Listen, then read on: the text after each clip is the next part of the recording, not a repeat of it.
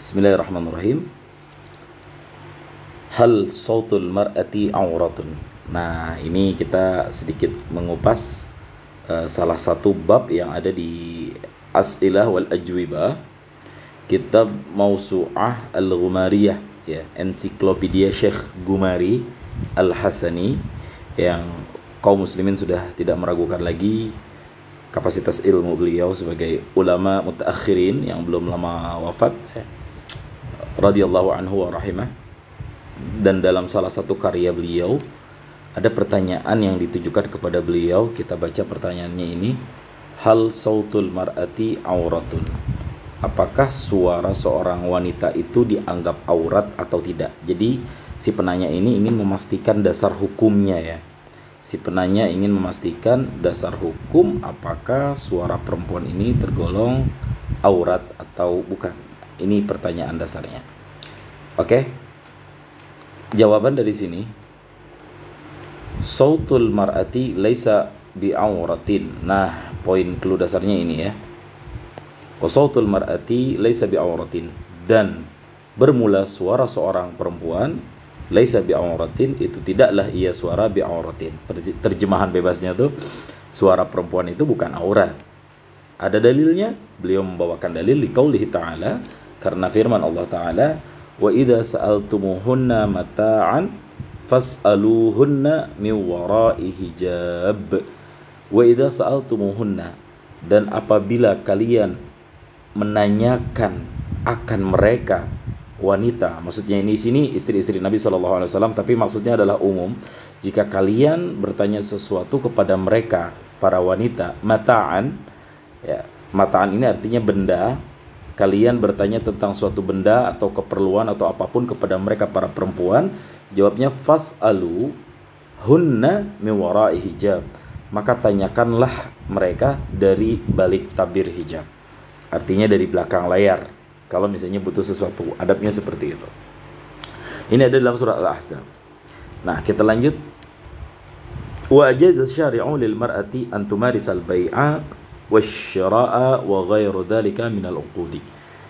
Dan telah memperbolehkan oleh syariat, yang membuat syariat itu ada dua, Allah Subhanahu wa taala dan Rasulullah sallallahu alaihi wasallam.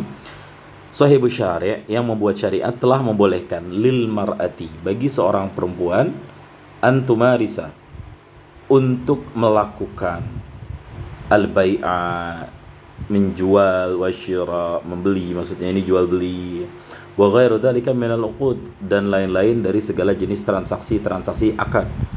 Wa aujaba 'alaiha, dan juga sahibu syariah mewajibkan ke atasnya perempuan an tata'allama ad-daruriyya min umuri diniha wa hayatiha zawjiyah.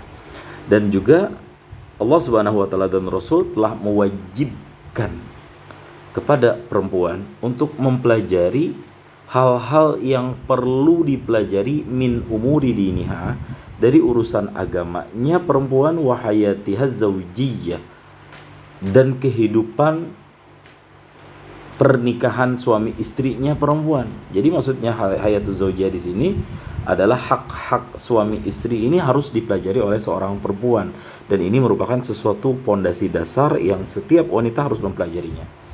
Wa ajaza an takuna syahidatan, dan syariat Allah Subhanahu wa taala dan Rasul juga membolehkan untuk menjadikan seorang wanita syahidatan, sebagai saksi. Ya, ini didalilkan oleh firman Allah Ta'ala, qala Allah Ta'ala wastashhidu syahidaini min rijalikum, dan persaksikanlah oleh kalian akan dua orang saksi min rijalikum, daripada laki-laki kalian.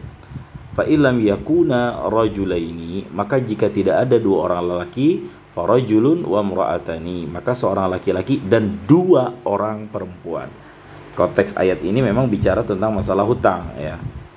Konteks ayat ini berbicara tentang masalah hutang, akan tetapi yang menjadi dalil di sini adalah pada kata-kata wastashhidu di sini dan di sini.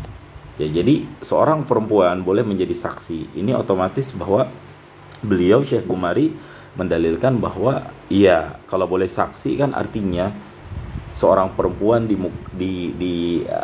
ini ayatnya bicara tentang masalah utang.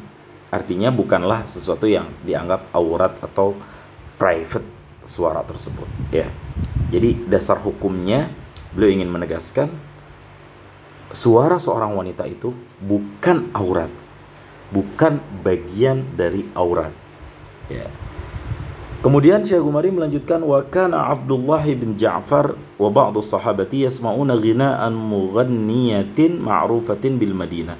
Dan adalah Abdullah bin Ja'far wa ba'du sahabati, dan juga sebagian sahabat, dan juga Abdullah bin Ja'far dan sebagian sahabat, yasma'una, mereka mendengarkan ghina'an, nyanyian, mughanniyah, seorang penyanyi wanita, ma'rufatin, yang viral, bil Madinah, di Madinah, ya. Mereka juga, para sahabat melakukan itu. Para sahabat itu kan contoh kita semuanya, teladan. Kalau para sahabat melakukan, ini menjadi salah satu petunjuk bahwa ini bukan aurat. Karena para sahabat melihat apa yang dilakukan oleh Rasulullah Sallallahu Alaihi Wasallam. Andai para sahabat mengetahui bahwa suara wanita ini haram, pasti mereka tidak akan mendengarkan nyanyian dari si perempuan ini. Nggak disebutkan namanya siapa juga, ya.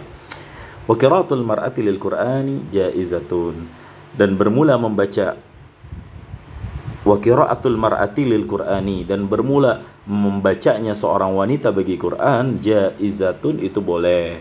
Jadi seorang wanita juga boleh untuk membaca Al-Quran, seperti ikut MTQ, musabaqah tilawatil Quran, dan lain sebagainya, ya. Lakin la taqra'u wa hiya haid, akan tetapi jangan, la di sini maknanya la nahi, janganlah dia membaca Al-Quran wahiyah haid, sementara dia dalam keadaan haid, itu nggak boleh, ya. Ini jadi sedikit pencerahan untuk kita semuanya, bahwa pada dasarnya, ingat, dasarnya suara perempuan bukanlah aurat. Akan tetapi jika nanti ada kondisi-kondisi lain di mana seorang wanita dengan suaranya mencoba untuk menggugah gairah atau syahwat, nah ini hukumnya tentunya berbeda lagi.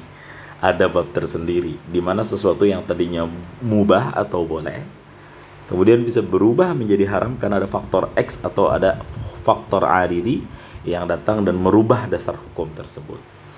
Wallahu a'lam bishawab.